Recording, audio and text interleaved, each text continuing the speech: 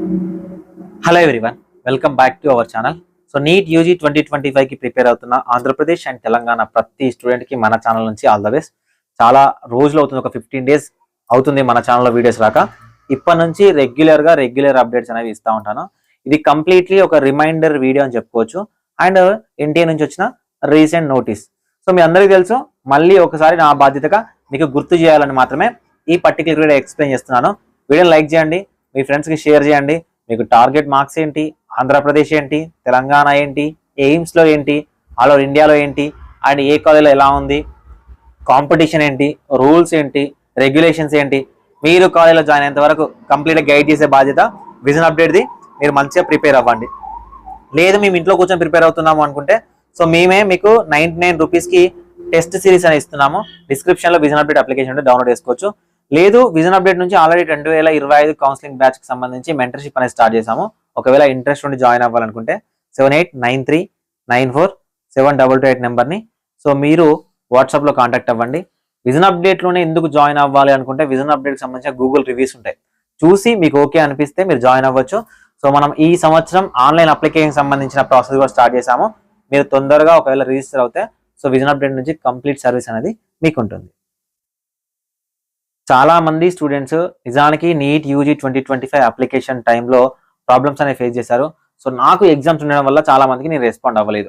So ఈ రోజు మాత్రమే లాస్ట్ డేట్, ఓకేనా? ఈ రోజు ఆన్లైన్ అప్లికేషన్ చేయడానికి నీట్ యూజీ 2025కి సంబంధించిన లాస్ట్ డేట్, ఓకే? సో ఈ లాస్ట్ డేట్ రోజున సో ఇప్పటి వరకు ఎవరైనా అప్లికేషన్స్ ఇంకా తెలుగు స్టూడెంట్స్ చేయకపోతే చేయండి. మీ ఫ్రెండ్స్ ఎవరైనా ఉంటే వాళ్లకు కంప్లీట్గా చెప్పడానికి అయితే ట్రై చేయండి. మీరు బాధ్యతగా తీసుకోండి, ఓకేనా? సో ఇప్పటికీ మనకు ఒక 20 నుంచి 22 లక్షల అప్లికేషన్స్ వచ్చి ఉండొచ్చు నిన్నటి వరకు. So more than 25 to 30 lakhs application రావడానికి అయితే ఛాన్సెస్ ఉన్నాయి. అయితే చాలా మందికి ఏంటంటే ఇది ఏమైనా ఎక్స్టెండ్ అవుతుందా, సో ఎక్స్టెండ్ అవుతుందా అని ఇప్పుడు చెప్పలేం. కానీ ఎడిట్ ఆప్షన్ అయిపోయిన తర్వాత మళ్ళీ ఇంకొక నోటీస్ ఇచ్చి ఒకవేళ కొత్తగా అప్లికేషన్ తీసుకోవడానికి ఛాన్సెస్ అనేవి ఉండొచ్చు. లాస్ట్ ఇయర్ లాగా అవుతుందా లేదా ఎక్స్పెక్ట్ చేయలేం. కానీ సో ఈ రోజు మాత్రం ఇదే చివరి అవకాశం అవుతుంది. సో దీని తర్వాత మళ్ళీ వీళ్ళకి ఎడిట్ ఆప్షన్ ఇచ్చిన తర్వాత మళ్ళీ ఏదైనా కొత్తగా అప్లికేషన్స్ అనేవి లేదా రిజిస్ట్రేషన్ చేసుకొని పేమెంట్ చేయని క్యాండిడేట్స్ ఉన్నారు కదా, వాళ్ళకి ఓపెన్ చేయడానికి అయితే ఛాన్స్ అనేవి ఉంటాయి. కానీ ఎగ్జాక్ట్ 100% ఎక్స్టెండ్ అవుతుంది అని మాత్రం చెప్పలేము. సో కాబట్టి ఇంకా చేయకపోతే చేయండి. మీరు ఒకవేళ ఇన్స్టిట్యూట్లో ఉంటే ఇన్స్టిట్యూట్లో కన్ఫర్మ్ చేసుకోండి.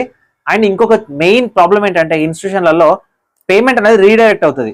పేమెంట్ అనేది అవుతుంది, సో అదేంటంటే మళ్ళీ ఎన్టీఏతో కన్ఫర్మ్ కాదు, మీకు కన్ఫర్మేషన్ ఉండదు. సో చాలా మంది ఏంటంటే అయిపోయింది అనుకుంటున్నారు, అట్లా కాదు. ఒక్కసారి మీ కాలేజ్ వాళ్ళకి కాల్ చేసి కన్ఫర్మేషన్ తీసుకోండి. అండ్ ఏదైతే అథెంటికేషన్ ఫామ్ ఉందో అది మీకు పంపమని చెప్పండి. అప్పుడు మాత్రమే నమ్మండి. అక్కడ పేమెంట్ రిసిప్ట్ నెంబరు ఇవన్నీ చూసుకోండి. లేదు అనుకుంటే అప్లికేషన్ రిజెక్ట్ అవ్వడంతో పాటు హాల్ టికెట్ అనేది రాదు. ఈ జాగ్రత్తలు తీసుకోవాలి, ఓకే? సో ఇప్పుడు వచ్చేసరికి సో మనకు వచ్చిన రిమైండర్ నోటీస్ ఏంటంటే ఎడిట్ ఆప్షన్.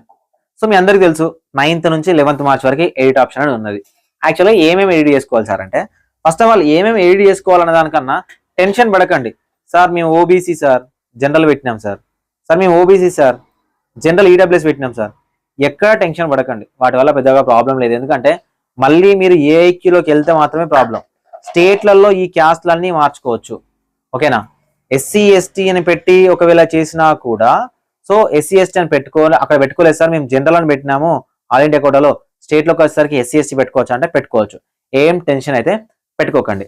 అండ్ ఆధార్తో పాటు సార్ ఆధార్ అనేది ఖచ్చితంగా మ్యాప్ అవ్వలేదు సార్, సో ఇప్పుడు ఆధార్ అనేది ఆల్రెడీ అప్లికేషన్ చేసిన తర్వాత ఇప్పుడు మళ్ళీ చేంజెస్ చేసుకున్నాం సార్ అంటే, ఆధార్ అనేది ఐడెంటిటీ ప్రూఫ్ కోసం మాత్రమే పనిచేస్తుంది. ఒకవేళ ఆధార్లో కనుక మీకు ఐడెంటిటీ ప్రూఫ్ కరెక్ట్గా లేదంటే మల్టిపుల్ ఐడెంటిటీ ప్రూఫ్స్ అనేది తీసుకెళ్ళడానికి అయితే ట్రై చేయండి. ఇంకా ప్రాబ్లం ఉందంటే లాయర్ నోటరీ కూడా తీసుకొని పోవచ్చు, పెద్ద ప్రాబ్లం అయితే లేదు, ఓకే? సో ఇప్పుడు ఏమేం చేంజెస్ చేసుకోవచ్చు 9th నుంచి 11th వరకు అంటే, ఆల్రెడీ రిజిస్ట్రేషన్ చేసుకొని పేమెంట్ చేసిన క్యాండిడేట్స్ ఎవరైతే ఉన్నారో వాళ్ళు father name and qualification or mother name and qualification రెండు ఎడిట్ చేయడానికి లేదు, ఏదన్నా ఒక్కటి మాత్రమే చేయాలి. ఫాదర్ ఆక్యుపేషన్ కానీ మదర్ ఆక్యుపేషన్ కానీ, ఫాదర్ నేమ్ కానీ మదర్ నేమ్ కానీ, ఇవి మాత్రం చేంజ్ చేసుకోవాలి. సో వీటి వల్ల కూడా పెద్ద ప్రాబ్లం లేదు, మిస్టేక్ అయినా కూడా పెద్ద ప్రాబ్లం లేదు. మనకు అసలు చాలా ఇంపార్టెంట్ ఏంటంటే candidate name, candidate caste, candidate యొక్క date of birth, mobile number, email ID, ఇవి మాత్రమే important. Photo and signature, remaining ఏవైనా చేంజ్ చేసుకోవచ్చు. ఫాదర్ నేమ్ అయినా మదర్ నేమ్ అయినా మార్క్స్ అయినా ఏవైనా చేంజ్ చేసుకోవచ్చు. పెద్దగా మీరు టెన్షన్ పడాల్సిన అవసరం లేదు. ఎప్పుడు కౌన్సిలింగ్ టైంలో కూడా మార్చుకోవచ్చు. సో కాబట్టి ఒకవేళ ఫాదర్ నేమ్ కానీ క్వాలిఫికేషన్ కానీ మదర్ నేమ్ కానీ క్వాలిఫికేషన్ కానీ మార్చుకోవాలనుకుంటే 1 ఛాన్స్ ఉంటుంది. ఒక ఛాన్స్, చిట్ట చివరి అవకాశం, లాస్ట్ ఛాన్స్ ఇదే. సో ఈ రెంట్లలో ఏదో ఒకటైతే మార్చుకోవచ్చు. నెక్స్ట్ స్టూడెంట్ ఇంకేం మార్చుకోవచ్చు, ఎడ్యుకేషనల్ క్వాలిఫికేషన్ మార్చుకోవచ్చు. 10th క్లాస్లో కానీ ఇంటర్మీడియట్లో కానీ. సార్ మార్కులు తప్పుగా ఎంటర్ చేశాం సార్, మార్చుకోండి. సార్ కోడ్ తప్పు పెట్టాం సార్, మార్చుకోవచ్చు. పెద్దగా టెన్షన్ పడాల్సిన అవసరం లేదు. State of eligibility, sir state of eligibility మేము తెలంగాణ పెట్టాల్సింది ఆంధ్రప్రదేశ్ పెట్టాం, ఆంధ్రప్రదేశ్ పెట్టాల్సింది కర్ణాటక పెట్టాం, పర్లేదు, అది కూడా మార్చుకోవచ్చు. సో మీరు ఇక్కడ స్టేట్ ఆఫ్ ఎలిజిబిలిటీ ఏదైతే ఇస్తున్నారో మీ ఇంటర్మీడియట్ మార్క్స్తో పాటు సెట్ అయిపోయి అది మనకు ఏదైతే క్వాలిఫైయింగ్ లిస్ట్ ఉంటుంది కదా ఆ లిస్ట్లో వస్తుంది. అది కూడా పెద్ద ఫరక్ లేదు. మీరు జస్ట్ క్వాలిఫైయర్ అంటే ఏ స్టేట్ ఆ స్టేట్ సపరేట్గా రిజిస్ట్రేషన్ అనేది చేసుకోవచ్చు. నెక్స్ట్ కేటగిరీ, క్యాస్ట్ కూడా మార్చుకోవచ్చు. ఓకేనా. సబ్ కేటగిరీ అది కూడా మార్చుకోవచ్చు. సిగ్నేచర్ అప్డేట్ చేసుకోవచ్చు. సిగ్నేచర్లో ఏమైనా ప్రాబ్లం ఉంటే అప్డేట్ చేసుకోవచ్చు. నెంబర్ ఆఫ్ అటెంప్ట్స్, సార్ నేను ఆల్రెడీ 2 అటెంప్ట్స్ ఇచ్చాను సార్, కానీ పెట్టేప్పుడు 0 అని పెట్టాను, ఇప్పుడు నేను మార్చుకోవచ్చా? మార్చుకోవచ్చు. నెక్స్ట్ మోస్ట్ ఇంపార్టెంట్, ఓకేనా, ఎగ్జామినేషన్ సిటీ సెలెక్షన్ కానీ మీడియం ఆఫ్ ద ఎగ్జామినేషన్ ఇవి కూడా మార్చుకోవచ్చు. చాలా మంది హిందీ పెట్టా అన్నారు, కొంతమంది సార్ ఉర్దూ పెట్టాం సార్, ఇవన్నీ మార్చండి. ఓకేనా, ఏమైనా చేంజెస్ ఉంటే మార్చుకోవచ్చు. ఎగ్జామినేషన్ సిటీ సెలెక్షన్ కూడా మార్చుకోవచ్చు. ఈ పర్టికులర్స్ మాత్రమే మార్చుకోవడానికి ఉంటుంది.